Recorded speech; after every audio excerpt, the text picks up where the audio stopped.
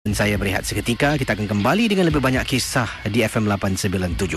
Yang ini kiriman email yang saya terima dari kiriman email di Mi Radio. Ini kan Mi Radio kan ada satu butang ni anda tekan boleh send email. Inilah yang saya terima, datangnya daripada mana ni? Hani Faizal. Hani Faizal kata, apa khabar Gisi? Khabar baik. Hani Faizal kata, saya ingin ketengahkan satu peristiwa pengalaman dan ini berlaku di salah sebuah lapangan terbang di Singapura. Sebenarnya beliau dah sebutlah terminal berapa, saya tak nak beritahulah. Saya ni bertugas di lapangan terbang di salah sebuah butik dan saya pulang agak lewat lah. Dan bila pulang lewat tu, kita ada abang driver yang akan menghantar kita pulang ke rumah. Jadi teman-teman saya yang lain pada malam itu semua nak keluar sendirilah. Ada yang boyfriend ambil. Jadi saya seorang saja yang tinggal dan sedang menantikan abang driver yang telah pun menelpon saya yang dia akan lambat sedikit. Saya pun tunggulah tempat biasa. Sedang saya tunggu ni, kelihatan di sebelah ujung macam ada perempuan berdiri di tepi rod. Yang hairan ni, bila wanita tu berdiri, dia berdiri tegak dan tidak pandang kiri kanan. Saya perhatikan dia dari tepi.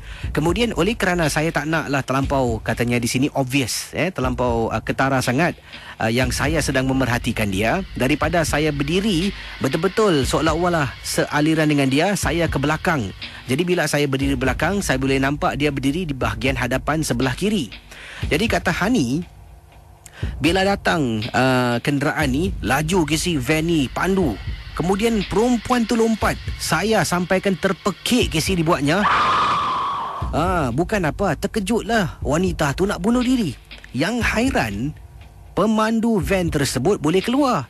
Kemudian ada juga pelancong-pelancong yang lain, dia tolonglah angkatkan beg mereka. Saya tengok lama ke si. Takkan pemandu van ni tak tahu dia langgar orang ni. Setelah pelancong tu berjalan semua masuk ke dalam, pemandu tu masuk dalam vannya terus berlalu pergi.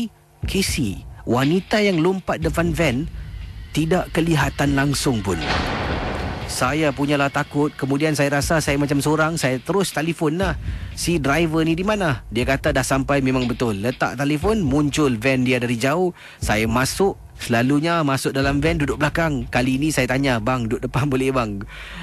Pemandu tu kata okeylah duduk depan. Dan saya ceritakan pada dia. Dia pun terperanjat Gisi. Sebab katanya dia pernah melihat wanita yang mungkin sama orang lah, berdiri tegak dan tidak bergerak di tempat yang saya menunggu kadang-kala bila dia datang awal sedikit. Terima kasih dan selamat tengah malam dari Hani Faizal.